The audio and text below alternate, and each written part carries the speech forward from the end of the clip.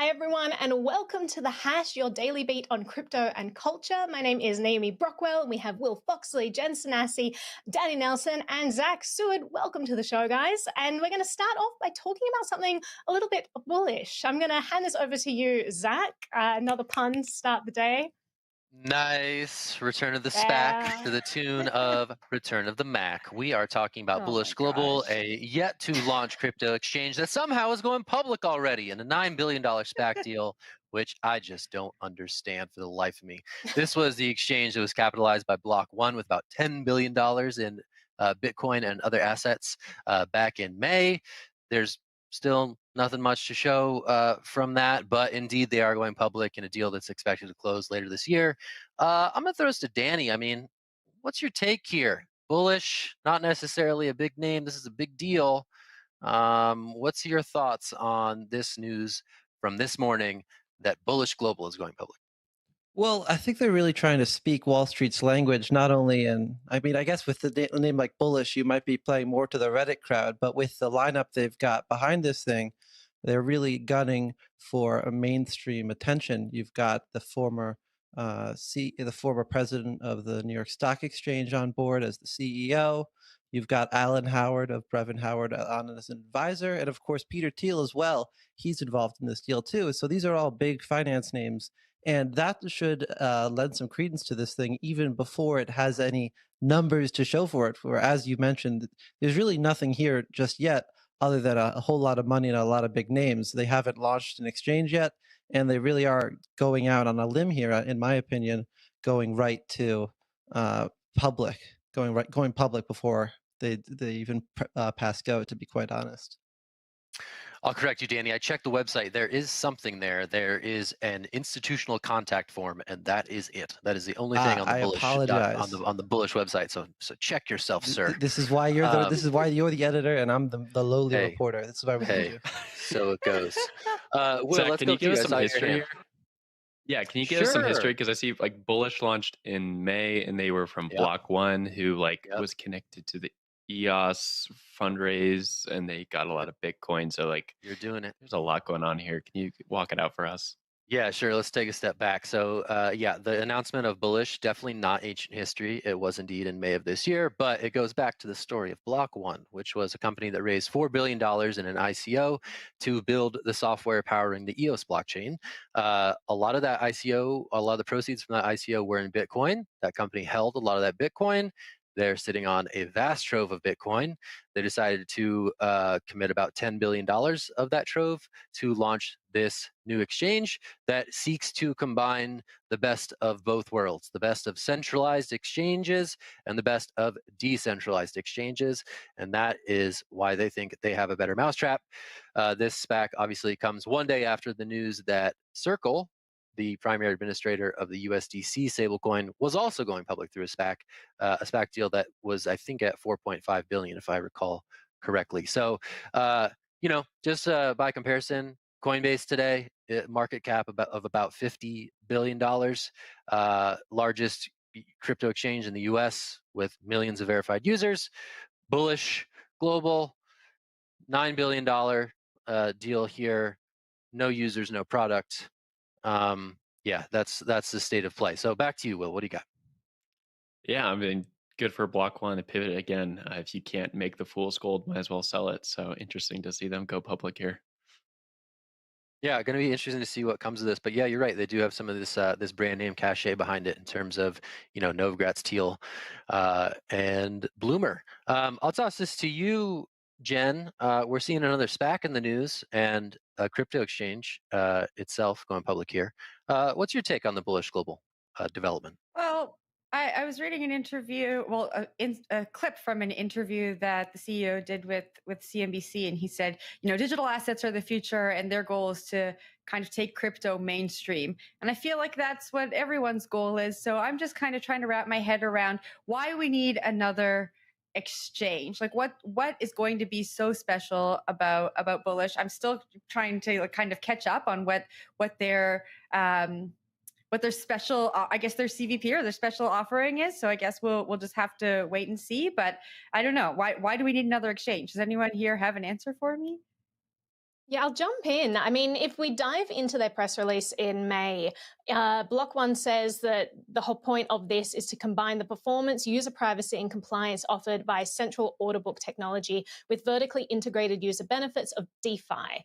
And so it's kind of interesting. I don't quite know how that's going to work together. I would love to see the specifics of how they're doing this, because I can't quite figure out whether this is a decentralized exchange or whether this is a centralized exchange. It seems that they're using a centralized infrastructure to tap into different DeFi markets, is my understanding, but I'm not quite sure how that's going to play out. It is interesting because, as we know, Dan Larimer left Block One around the same time, and then EOS pivoted to this exchange. And so, I mean, sorry, I should rephrase that. They were already working on this exchange, and he left to focus on some other things. But I'm interested. I think we got some cynics on the show who are like, what? It has no products? Why is it worth so much money? This is ridiculous. I don't know. I'm going to hold my tongue until I figure out what the product is, because it may be something that actually helps us. Usually you're the cynic. What is happening? They took Bitcoin from retail people, and then they made an exchange on Wall Street. I think you can cut and dry say this is a bad thing. They took money from people's hands, and then they're making money for them. Oh, I can't believe it. We're decentralizing finance and all that good stuff.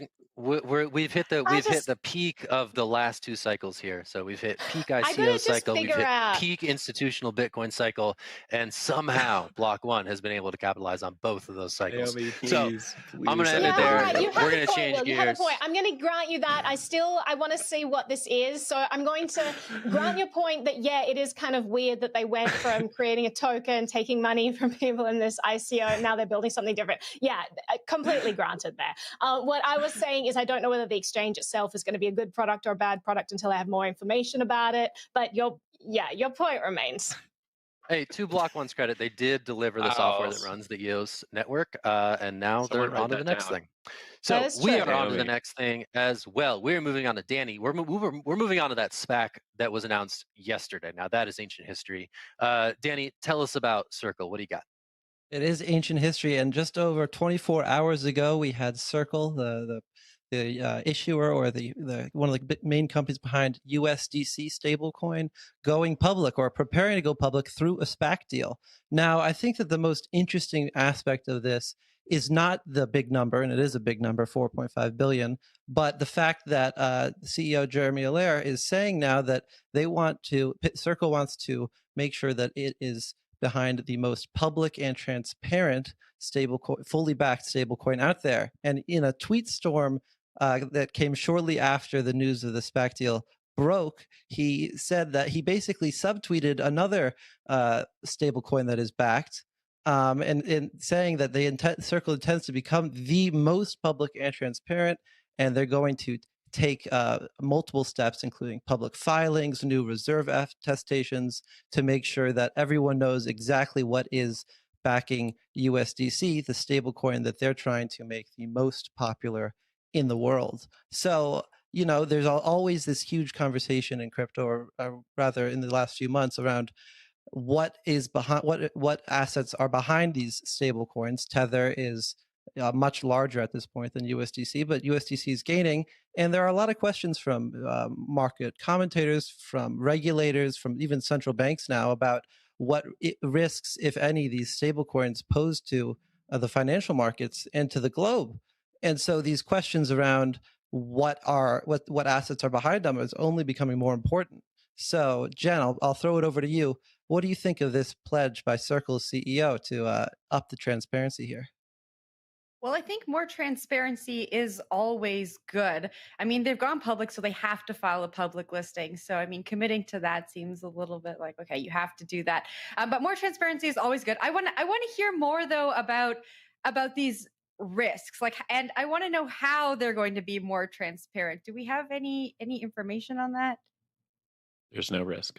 It's very safe. Of course, there's no risk to begin with. There's no risk whatsoever. Just trust us. But they'll help you trust them with things like attestation reports. Interestingly, they've begun issuing these quarterly attestation reports, which would basically prove, in their words, that these assets are fully backed. However, interestingly, these reports haven't actually said what the assets are backed by. And so that remains an open question. Now, of course, USDC hasn't gotten as much attention from people who doubt the status of their reserves as Tether has, but the question remains. I think the emergence of the USDC truther is one of my favorite things in the last 6 months. It's really the upper echelons of Tether truthers are moving on to fresh pastures and bringing some of the same pointed questions to Circle, Center, and Coinbase. The three well, Coinbase and Circle compose Center, which is the administrator of USDC.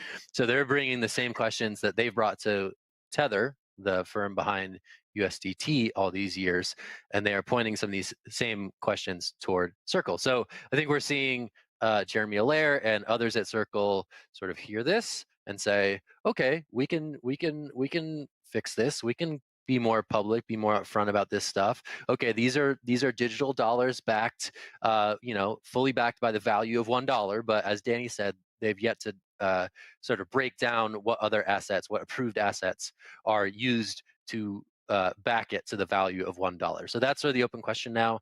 And I think, the proof will be in the pudding.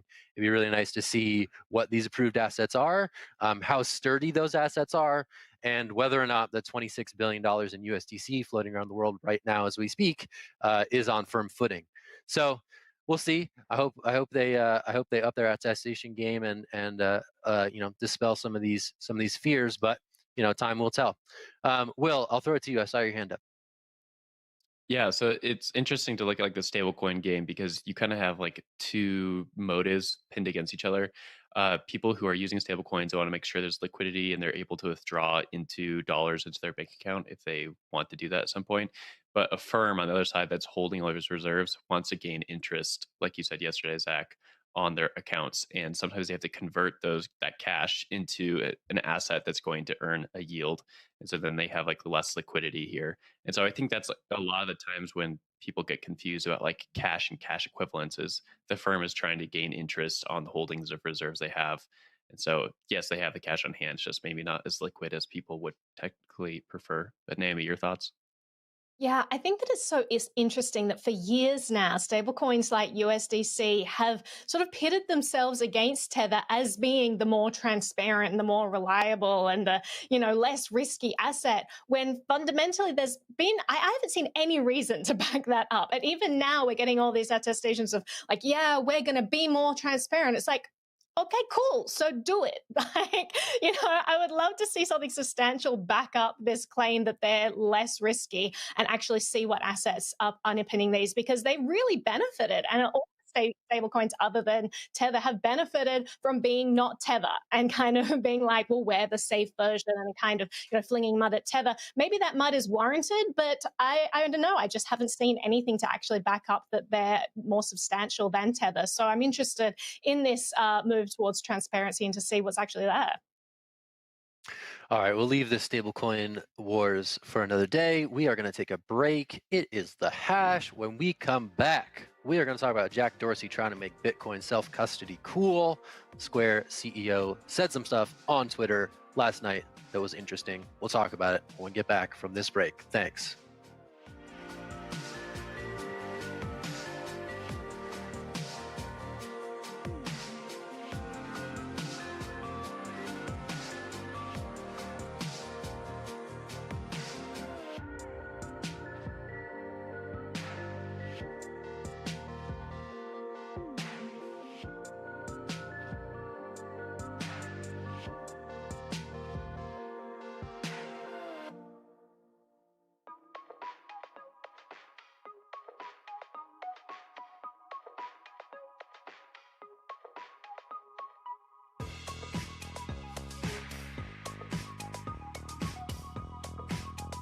Hi, everyone, and welcome back to The Hash. In this block, we're going to dive into a big announcement that came from Jack Dorsey on Twitter. It is about Square's plan to move into the hardware wallet space. He said, we're doing it. They are going to go ahead with building a hardware wallet. I'm going to throw straight to Danny to dive into the details of this wallet, but I have two very different takes on this announcement, but we can get into the details in a bit. Danny, explain to us what this wallet is, what they're going to be doing in terms of like usability versus security, etc. Absolutely. And I wish I could dive into those details, but I think the most notable thing about this announcement, other than the fact that they're going forward with it, is that they really haven't progressed far beyond that point. At this point, all we really know from the hardware lead, Jesse Dorogusker, is that they have decided to build this hardware wallet and with the goal of making Bitcoin custody more mainstream and trying to bring issues like self-custody. In this case, they're calling it self-assisted custody more to the front and center with their users. But they've made clear that they really haven't created a product yet. And they're only now hiring out the team to make it happen. And they're still listening to the community, and looking for community feedback in deciding how to proceed. So I'm very interested in seeing where this will go, other than knowing that it will be mobile friendly, which is not a surprise, and that it will be done through Square, which is obvious. We really don't know much. So these are all open questions at this point. Yeah, it's interesting, Yes. like what they've... Sorry, go ahead, Jen. I'll throw right back to you. I was just going to say, yesterday we spoke about celebrities helping out with getting crypto mainstream, and I just want to see Jay-Z do a commercial for this with Jack Dorsey, and that would just be the epitome of mainstream. But Naomi, just before you get into your explanation, can you? They're calling it assisted self-custody. What does that mean? That's a great question. They're really dived into that. I mean, there are lots of things that they're throwing around here, like minimal setup time, relying on existing devices, end-to-end reliability, an uncompromising focus on mobile interaction, making it easy for customers to keep the funds they want quick access to at their fingertips. Like, it all sounds great. But I agree with Danny. I have no idea what the specifics of this wallet are. I mean, so I'll dive into my two takes here. On the one hand, I think it's awesome that we're going to have more players in the hardware wallet space. I think if they can actually pull this off and figure out a way to bring better security to the masses through hardware devices, that's awesome. If they can figure out like the usability side of it, I mean, crypto companies, traditionally have been filled with tech nerds who are very comfortable with the tech and who don't mind the kind of intricacies of the fiddling around and making these things work. Mainstream users don't want that stuff. So if they can figure that out and make it easier for people to be smarter and safer with their crypto storage, absolutely awesome. Jack Dorsey, CEO of Twitter, they had a major hack, what was it, last year, where they literally had like a master, start of this year, I think, where they had like a God mode user admin that a hacker stole and was able to access every single account. Like, when I think hardware wallets, I think utmost security. I don't know if I want to trust him at the helm of running something that has utmost security. It just is kind of the antithesis of security in my mind. So maybe they can bring on a better team than they have securing Twitter and actually pull this off. So, I mean, yeah, as I said, if they could pull it off, awesome, because security is so important. I don't know that I would trust their devices to be putting security at the forefront. And we all know that privacy security is kind of at opposite ends of convenience, and it seems they are really going for the convenience here. So it's definitely not something I would go to if I'm like, well, I really want the utmost security for my wallet. But that's just my take. But Will, I'll throw to you.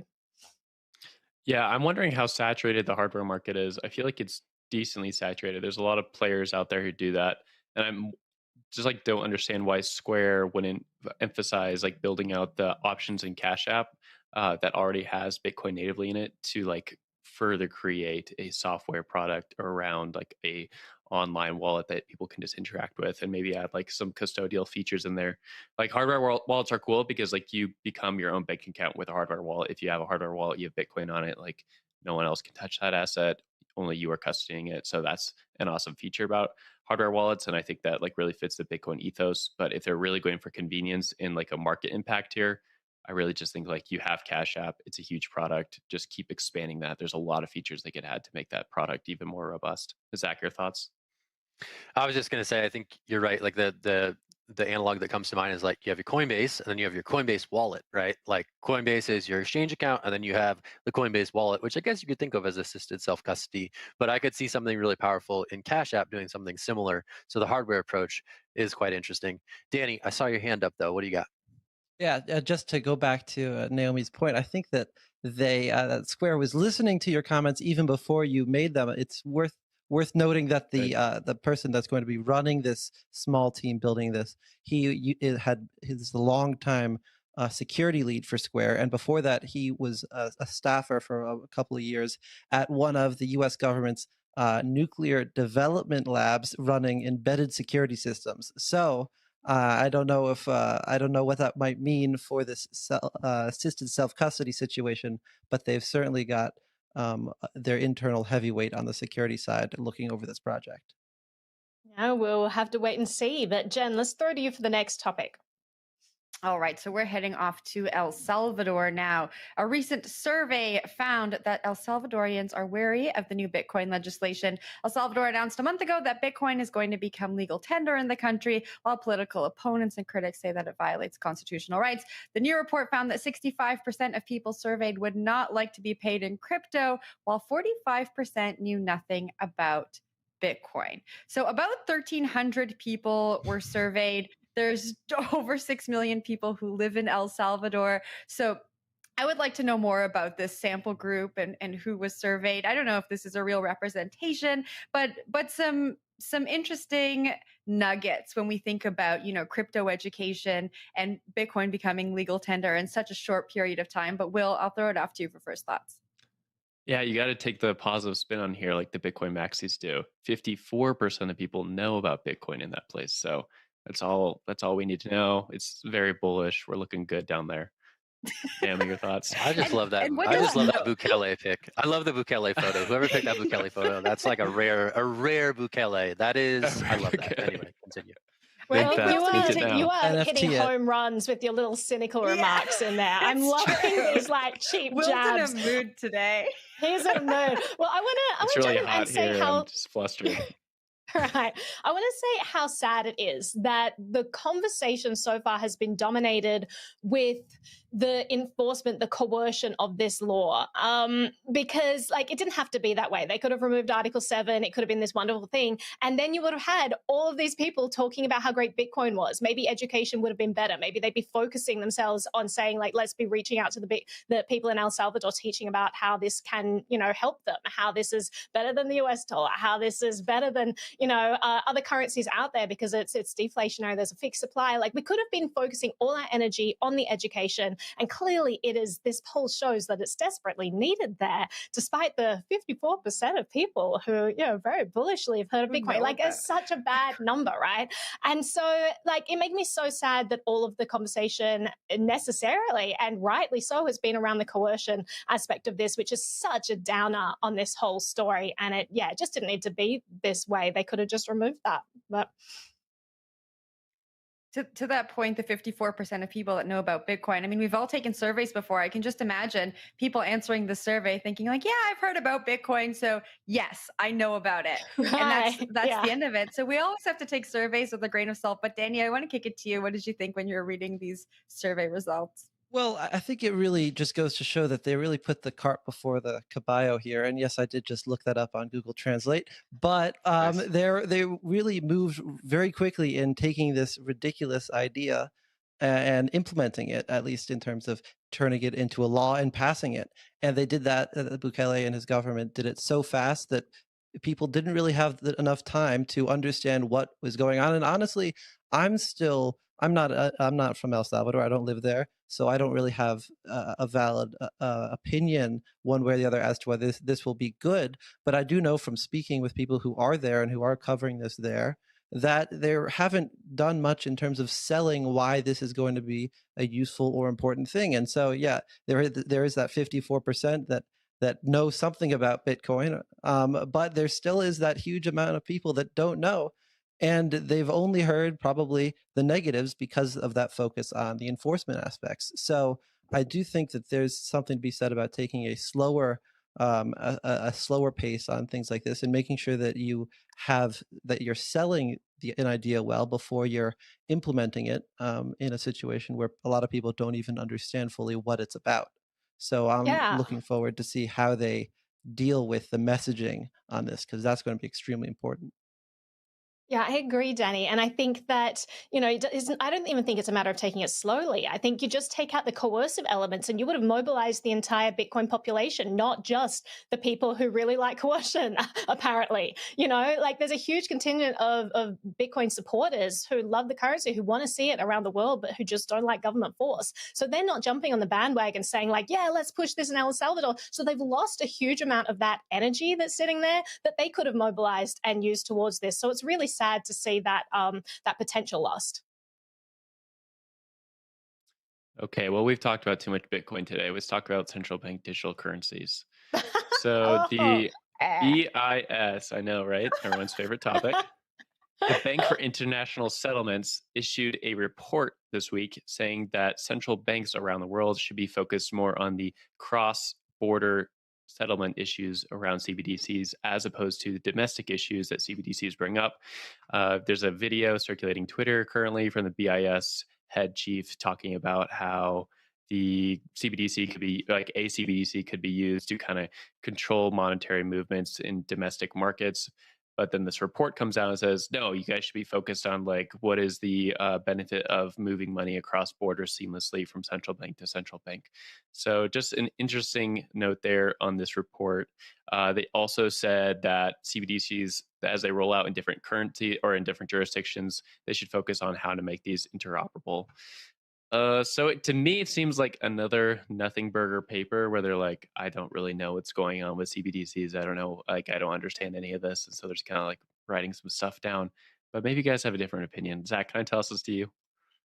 I'm hella bored by CBDCs, so you picked the wrong guy. I was hoping, Zach, you would just say There's some no. cool stuff. There's some No, cool you cannot stuff. pass it I to don't me. know. The I dystopian don't stuff know. is interesting. Yeah, that's the thing. I guess like as a convenient foil to like freedom money, CBDCs have really shown in that respect. But yeah, it does feel like the 132nd sort of like paper from a central bank or the central bank of central banks talking about this stuff. And I just don't know. I don't know how much different. I mean, the surveillance aspect to digital money is certainly something that should be a cause for concern, right? And we've heard this. We've heard some of these talking points come out from central banks that are a little cringe. How does this relate to the crypto market? Unclear. Are these on ramps to the world of crypto? I don't think so any more than regular money is right now. So I don't know what to say about CBDCs at this point, other than yeah, I'm a little bit, my eyes are a little bit glazed over and every time I see a CBC report. So I'll throw this to Naomi. I mean, Naomi, like what's your thinking on CBDCs here in the summer of 2021? Well, I want to point to something in the report where they say that they're designed to follow the Hippocratic Oath for CBDC design and its premise to do no harm. Like, how arrogant of them to be like, we are the medicine of the economic world. We are providing that health. And it's like, no, central banks have caused like the demise of entire civilization. Like they cause so much damage, right? And here they are being like, first, do no harm. Like it's just so pretentious and ridiculous. So first that, and then second of all, it's incredibly dystopian, the way they're talking about, all of these countries around the world, we're going to make sure they all intermingle, like, oh, world currency, interesting. We hadn't thought of that. Like, clearly this is the direction that we're going in here, where everything needs to be completely like interoperable and they need to have like standardized guidelines to make sure that happens. It's like, what? No, you don't. Like, actually, first of all, countries can decide what they want to do with their own money. But also, I mean, it's kind of at odds with the anarchist in me. But, because I don't really like nation states. But at the end of the day, like sovereign countries do get to decide what they want to do. And this idea that they might start to enforce these standards the way they do in so many different areas, I just like it's... I don't know. It seems incredibly dystopian to me that we're just moving towards this this controlled currency. And you mentioned at the start, Augustin Carsten, is that his name, who was talking about central bank digital currencies, and it's kind of a chilling soundbite where he's literally saying, like, all these bad players are using money, but with the central bank digital currency, we could completely control how people use their money. Like, to paraphrase, it just kind of chills me when they start talking like that. Yeah, Naomi said basically everything I was going to say. I want to point out the fact that this report, though, requires people to work together across jurisdictions. And if we take everything that everyone has said out of the equation, when have we ever seen that work before? Like, what is this report saying? It's like a fairy tale. Like, everyone is just going to work together for this great monetary system, and it's just going to be good for all. Like, I feel like these jurisdictions can't even work within the teams they have. And so working across borders is just, feels very idealistic. But well, then it gives them an excuse to impose sanctions, right, Jen? I know. If you don't comply, we've all decided as one global community working together that you're now a bad player because you decided to do your own thing. Therefore, sanctions and no more participating in the global economy. Like, it doesn't seem like this is heading in a good direction. We could propose the new meaning of CBDC acronym. Cool buds doing cool stuff. How about that? All right, cool. That's really good, Zach. Thanks. It took me a while. It took me a while to think of it, but when I saw it, I knew it was gold. So anyway, thanks guys. Appreciate it. That's been the hash for this week. Cut the show. Let's cut the show. Got a mic drop it. Mic drop now. Go. Let's go. Cut it. Just kill it. We'll see you. Have a great weekend. We love you all. Go enjoy the outdoors on these hot, sunny days. All right. We'll talk to you later. See you Monday. Bye. Yeah.